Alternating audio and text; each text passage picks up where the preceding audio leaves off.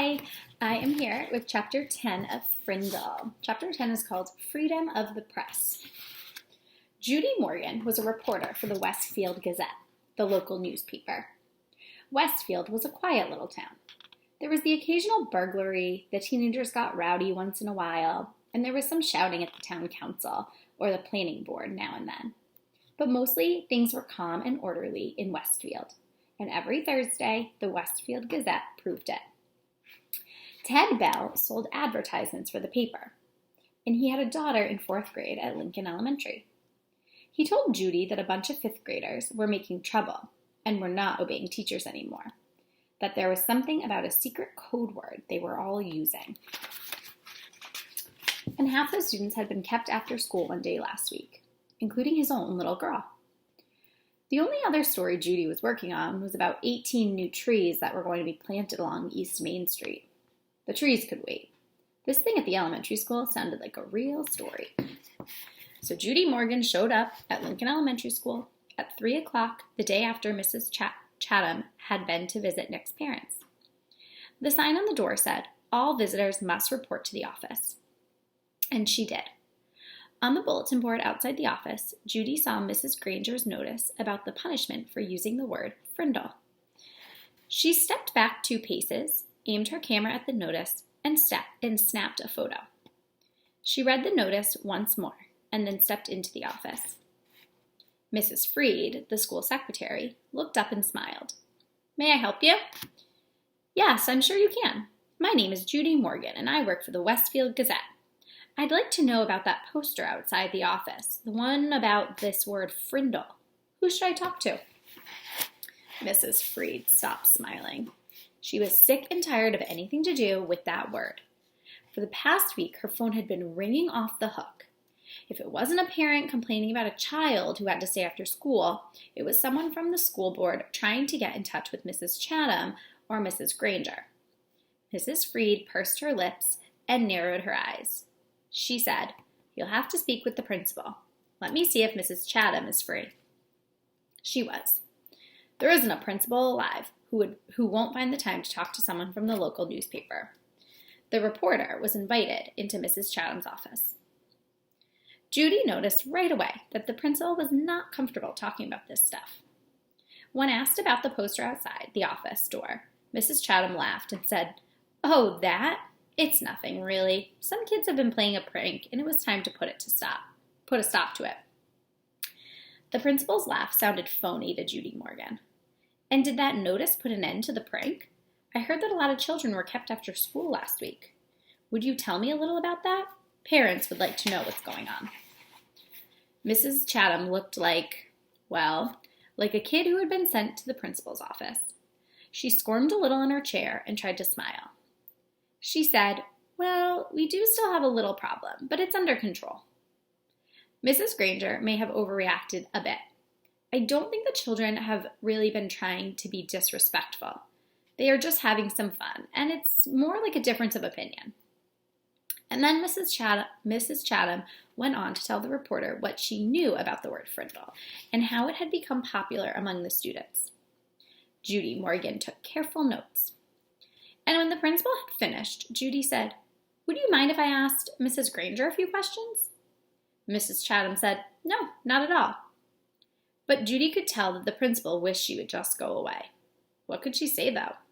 Mrs. Chatham couldn't very well keep the reporter away from Mrs. Granger, because, after all, America's a free country with a free press. If Judy really wanted to, she would talk to Mrs. Granger sooner or later. It was sooner. In 3 minutes, Judy Morgan was standing at the doorway of room 12, looking in at Mrs. Granger. There were about 15 children sitting at desks scattered around the room, busy writing out their 100 sentences. She knocked, and the teacher and students looked up from their work. "I'm Judy Morgan from the Westfield Gazette, Mrs. Granger. May I have a word with you?" Mrs. Granger stood and came out into the hallway and closed the door. Judy could see past her and saw that every kid in the room was straining to listen. Judy noticed Mrs. Granger's eyes right away. Gray, maybe flecked with a little gold, and very sharp. But not hard or mean, just bright and strong. The reporter didn't waste words. So I hear that you plan to stop the students from using their new word. How goes the battle? Mrs. Granger did not smile, and her eyes got even brighter. First of all, it is not a battle. I am merely helping my students to see that this foolishness should stop. Such a waste of time and thought. There is no reason to invent a new and useless word. They should each learn to use the words we already have. But of course, all of this is just a silly fad. When you add an E to fad, you get fade. And I predict that this fad will fade. Judy looked up from her notepad and asked, "Any idea how it all got started?" Mrs. Granger's eyes seemed to almost catch on fire at that question, and she said, "Yes, I have a very good idea how it all got started. It was yet one young man's idea, a 5th grade student named Nicholas Allen. And now you will have to excuse me, Miss Morgan, for I have papers I must grade." And with a brief, firm handshake, Mrs. Granger ended the interview. The reporter didn't leave right away. She walked back through the hallway and sat on a bench outside the office so she could look over her notes to make sure they made sense. It took her about 5 minutes. Then Judy stood up, put a notebook in her large black purse, waved goodbye to a frowning Mrs. Freed, and headed out the door. As she walked to the parking lot, 5 or 6 kids who had just finished writing their sentences for Mrs. Granger came out another door. Judy walked beside them, listening to them laugh and joke. Then she asked them, "Why do you kids keep saying Frindle? Don't you hate staying after school?" A boy, who was almost falling over from the weight of his backpack, looked up at her and smiled. "It's not so bad. There's always a bunch of my friends there.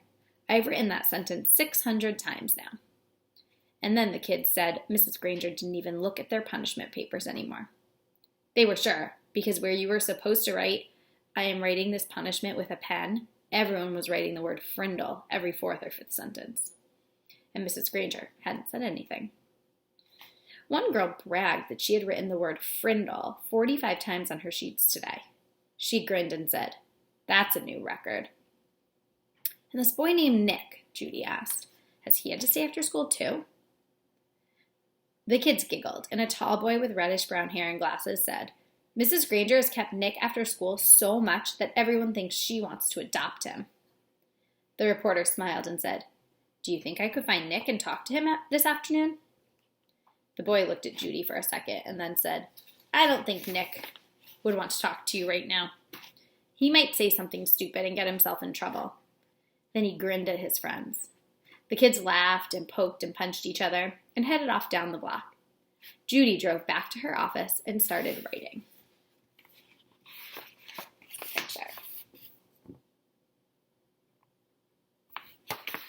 The caption says, "That's a new record."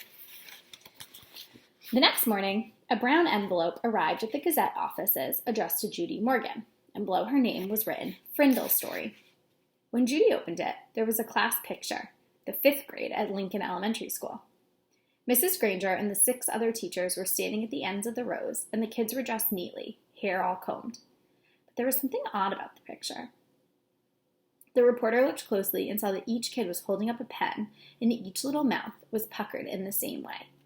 She was puzzled for a second, but then she said softly, "Of course, they're all saying Frindle." Written on the back of the picture in neat cursive was, "3rd row, 5th from left."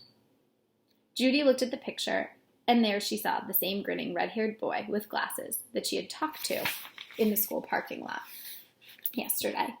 She chuckled and said, "Well, well, well. Pleased to meet you, Mr. Nicholas Allen." And that is the end of Chapter 10.